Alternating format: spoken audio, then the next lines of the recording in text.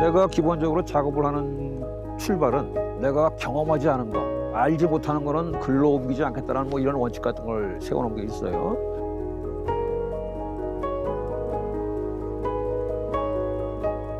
내가 추구하고 내가 써 내려갔던 책들은 결국은 인간이 어떻게 행복하게 살 수 있는가, 좀 더 아름다움을 끌어들일 수 있는가에 대한 어떤 관심으로 모아져 있는 곳이에요. 그것이 예술일 수도 있고 자연일 수도 있고 그다음에 일상의 도구일 수도 있고.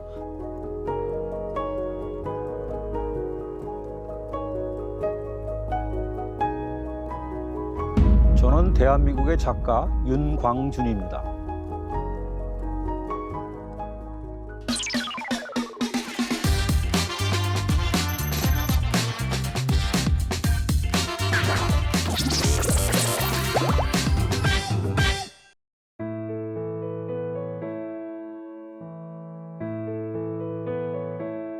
나는 50년대 말에 태어났기 때문에 그 당시에 생활이 그렇게 넉넉하지 않았을 때라 책을 읽는 게 가장 큰 오락거리였었어요.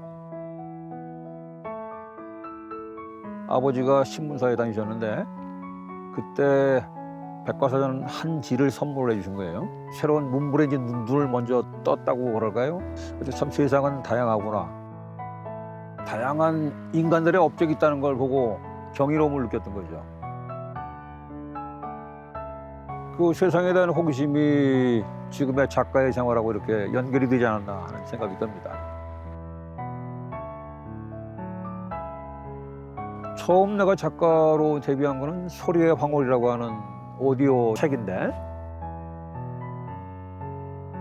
음악은 잡지 시절부터 유명 아티스트를 직접 보고 공연을 보고 그다음에 직접 만나게 되는 계기들을 많이 하셨던 거죠. 그걸 보고 참 내가 모르는 엄청난 세계가 있구나라는 어떤 경이로움을 또 한 번 느끼게 됩니다. 음악을 듣는 도구인 오디오에 이제 관심을 갖게 되죠. 그 오디오 자체가 주체가 된 어떤 영역들이 있다는 의미이기도 합니다. 이게. 그래서 그 많은 오디오들을 음악과 결부시켜가지고 좀 더 나은 소리를 듣기 위해서, 그다음에 좀 더 깊은 울림을 얻기 위해 가지고 많은 기기들을 섭렵을 하죠. 그래서 그 섭렵의 이야기들이 결국은 첫 번째 책으로 결론이 냈던 거고, 그다음에 그 결론이 나를 세상에 알리게 된 계기가 되죠. 그래서 오디오로 시작을 해가지고 그 다음에는 이제 일상의 사물에 또 관심을 갖게 돼요. 생활명품이라는 책을 쓰게 되죠, 두 번째가. 그러니까 그 생활명품이라고 하는 거는 그 당시에는 명품이란 말은 있어도 생활명품이란 말은 없었어요. 그건 내가 어떻게 보면 만들어낸 그 조이기도 한데, 고급 럭셔리로서의 그 명품이 아니고 내 삶에 정말 필요하고 의미가 있는 물건이라는 뜻의 어떤 명품입니다. 그게. 우리가 정작 행복감을 느끼고 좀 더 고양된 감정을 갖고 사는 것은 크고 거창한 것이 아니라 작고 사소한 것에다 몰려있다는 이런 특징들이 있는 거죠. 이게. 누가 보기엔 굉장히 사사로운 것일 수도 있고 그다음에 그 가치를 인정하지 않을 수도 있는 것이지만 내 삶의 중요한 도구, 그다음에 나의 이야기가 묻어있다는 이런 측면에서 개인적인 생활명품이라고 이름을 붙이기에 충분했던 거죠. 그 뉴스위크에 나도 모르는 내 기사가 나왔던 거예요. 책에 대한 리뷰가 전면 2페이지로 게재가 됩니다. 정말 저 감동했어요. 내가 진심으로 전달하고 싶었던 메시지를 너무 잘 읽었다는 거죠. 이 물건의 이야기는 결국은 개인의 삶을 드러내는 훌륭한 도구다라는 것을 부각을 시켜줘요. 드디어 대한민국에도 개인의 삶을 이야기하는 작가가 나타났다. 이런 평가를 받게 되죠.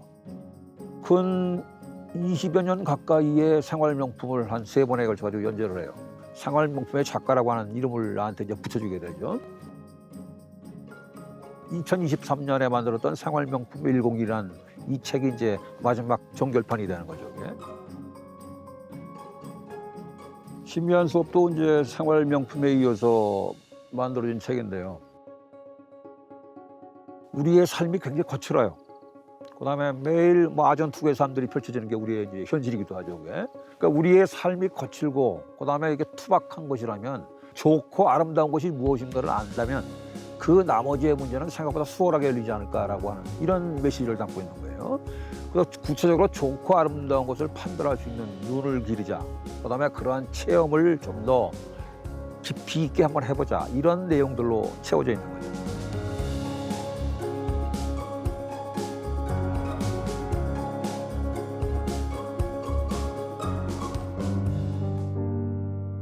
아름다움을 판별할 수 있는 눈이 있다면 많은 사람들이 좀 더 자기가 원하는 삶을 살 수 있을 것이다. 좀 더 삶을 풍요롭게 만들 수 있는 힘이 될 것이다. 이렇게 생각을 했던 거죠. 그 신미하는 말 그대로 아름다움을 발견하는 눈이잖아요. 신미한을 가지려면 결국은 체험해야 될 것이고 그다음에 체험이 쌓여가지고 그것이 자기 걸로 받게 될 것이고 그걸 통해서 어떤 의미를 갖게 되는 게 신미한의 과정이 아닌가 싶어요.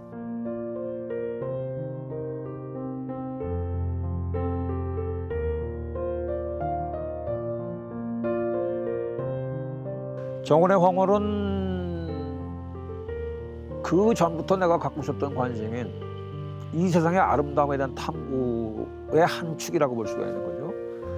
20여 년 전에 이 사유원을 만드신 그 회장님과 우연하게 어떤 정원에 제가 여행을 가게 돼요.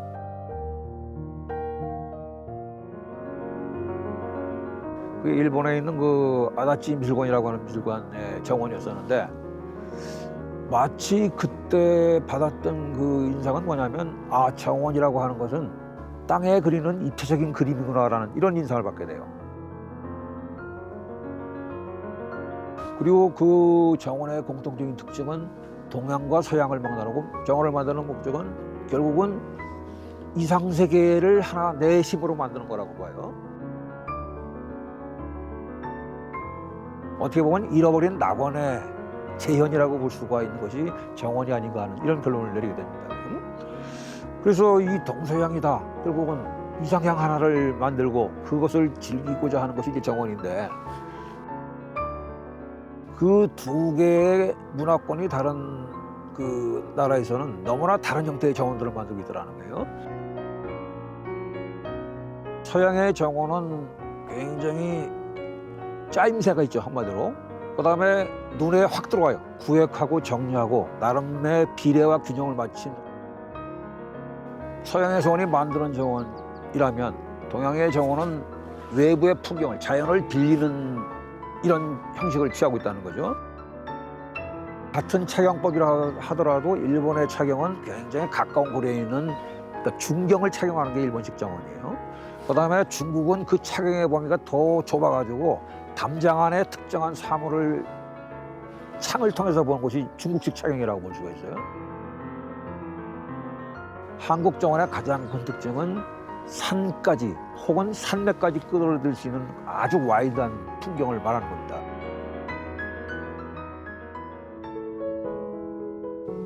그러니까 우리가 갖고 있는 자연 환경 때문에 그렇다고 보는데요. 우리나라는 전 국토가 70%가 산이잖아요. 그다음에 산도 높은 산이 아니라 겹겹이 쌓여진 첩첩된 산으로 이루어지는 게 우리나라 산의 특징이기도 합니다. 이게. 산 자체가 너무나 아름답기 때문에 굳이 인간이 뭘 만들 필요가 없다. 장식할 필요가 없다고 하는 필요에서 나온 게 아닌가라고 저는 개인적으로 생각합니다. 이게. 그러니까 산이라고 하는 자연이 너무나 근접해 있고 그다음에 그 산이 주는 변화나 풍경의 아름다움이 넘치기 때문에 애써서 사람이 정원을 만드는 노력들을 하지 않았다고 개인적으로 보는 거죠. 이게. 그럼 이 사유원도 한국 정원의 가장 중요한 특징을 잘 담고 있는 정원이라고 할 수가 있는데요.